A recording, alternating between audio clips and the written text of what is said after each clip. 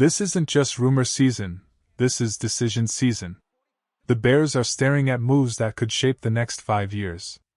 And one of them might shock you. Before we dive in, smash that like button, share this with every Bears fan you know, and subscribe so you never miss a single update. Let's talk about it. There's been quiet chatter around Tyson Bagent and a potential connection to the Atlanta Falcons. Now, before anyone panics, this isn't a 5-alarm fire. I'd put this at a low simmer. But it's interesting enough to really break down because the layers here actually matter. Atlanta is staring at quarterback uncertainty. Kirk Cousins is widely expected to be released. Michael Penix Jr. is working his way back from an ACL tear. That leaves real questions, and in this league, uncertainty at quarterback makes front offices restless and aggressive. So let me ask you this early on: if another team called about your backup quarterback tomorrow, would you actually consider moving him? Tyson Bagent is under contract through 2027 after signing that 2-year extension. The financials: extremely manageable. Around $4 to $5 million per season depending on structure.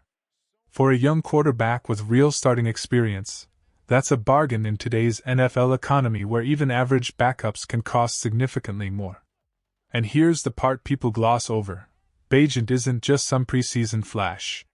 He started 4 games in 2023 when Justin Fields missed time. The stat sheet wasn't spotless, but he went 2-2.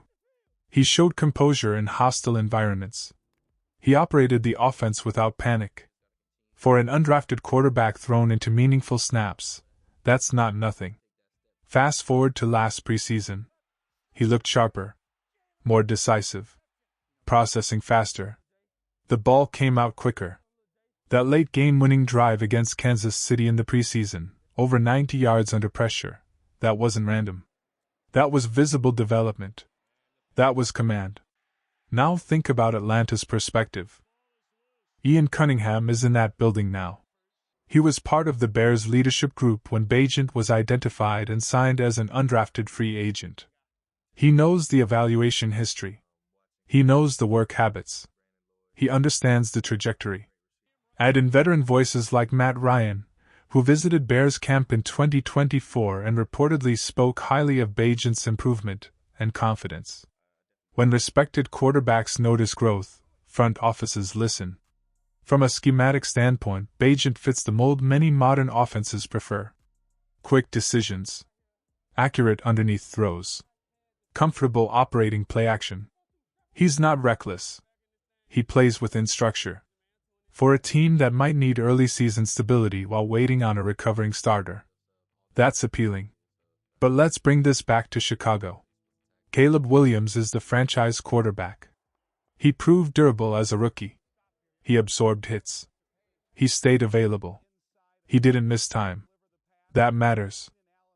However, every single year we watch playoff-caliber teams collapse because they underestimated the importance of QB2. So now we get to the real conversation: value. This cannot be a late-round throwaway. A 6th-round pick. Absolutely not. A 5th. Still feels light. You have 2 affordable years of control and a capable backup who already has starting reps. If someone offered a day 2 selection, now we're talking seriously. A 3rd-round pick would absolutely demand attention. A 2nd-rounder. You're having a long meeting about that. But anything outside of that range, I'm holding firm. Because the second you trade him, you create a new problem. Now you're shopping for a veteran backup. Now you're spending cap space. Now you're hoping chemistry builds quickly if something happens to Caleb. And in today's NFL, where quarterbacks extend plays and take hits outside the pocket, durability is never guaranteed. Depth isn't optional, it's strategic protection. Now let's pivot to Darnell Wright. This feels less speculative and more inevitable. He has improved every single season. Technique refinement. Stronger hands. Better balance against speed rushers. 2nd-team All-Pro this past season. That's earned, not hype-driven. Offensive tackle is a premium position. Protecting your quarterback is non-negotiable. If you have a young franchise passer, you invest in the wall in front of him. So here's the question of the day: If Darnell Wright's market lands at $28 million per year, are you paying it? Comment below. Because that's the realistic territory. Top-tier tackles are clearing $25 million annually.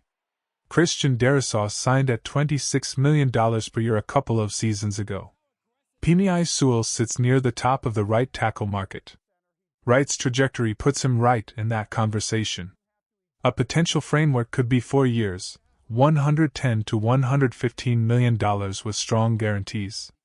Big number. Absolutely. But the salary cap rises annually. Smart structuring spreads the impact. You can backload. You can prorate. You can maintain flexibility. And remember, Chicago still has his rookie deal and fifth-year option leverage before the extension truly escalates. Timing matters in these negotiations. From my perspective, this is foundational. You don't hesitate with cornerstone tackles. Stability on the offensive line is how you build sustained competitiveness. Now, Gervon Dexter. This is where patience becomes important. He's extension eligible. That doesn't mean extension urgent. Dexter has flashed legitimate interior pass rush ability. Around a 10% pass rush win rate over the last couple of seasons. That's solid for a defensive tackle. You see the burst. You see the athleticism. The tools are there. But consistency. That's the missing piece. Year 2 showed progress. Year 3 felt uneven. Yes, he posted a career high in sacks, but they didn't consistently change games. Against the run, the struggles remain noticeable. He hasn't established himself as a dependable run defender in key situations. If his representatives approach Chicago with a team-friendly structure, something modest, short-term, low-risk, you consider it. Maybe a 2-year extension at a reasonable annual number. That's a business discussion. But this is not a sprint situation. You have another full evaluation year ahead. Let him prove he can stack production week after week. Let him show he can impact both phases, pass and run. If he breaks out in year 4, you gladly reward him with clarity. If he stays rotational level, you avoided committing long-term dollars prematurely. And let's be honest, defensive tackle still feels like a position Chicago could upgrade through the draft or other avenues. You don't shut that door unless the value overwhelmingly makes sense. So zoom out with me for a second. Tyson Bagent. Valuable depth. Only move him if the return justifies the risk. Darnell Wright. Core piece. Pay him and secure the edge.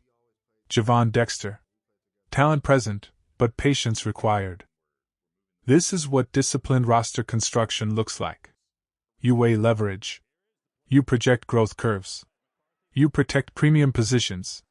You avoid emotional decisions. The Bears are transitioning from rebuilding to competing. That shift changes how you approach contracts and trades. Every decision now is about maximizing a competitive window around a young quarterback. So where do you land? Are you comfortable trading Bagent if a strong day 2 offer appears? Are you fully committed to Wright commanding elite tackle money? And how long are you willing to wait on Dexter's full breakout? Drop your thoughts below. Let's have that conversation. Because this offseason isn't about headlines or noise. It's about building a roster that can withstand injuries, pressure, and January football. And the moves made right now will echo for years. Bear down.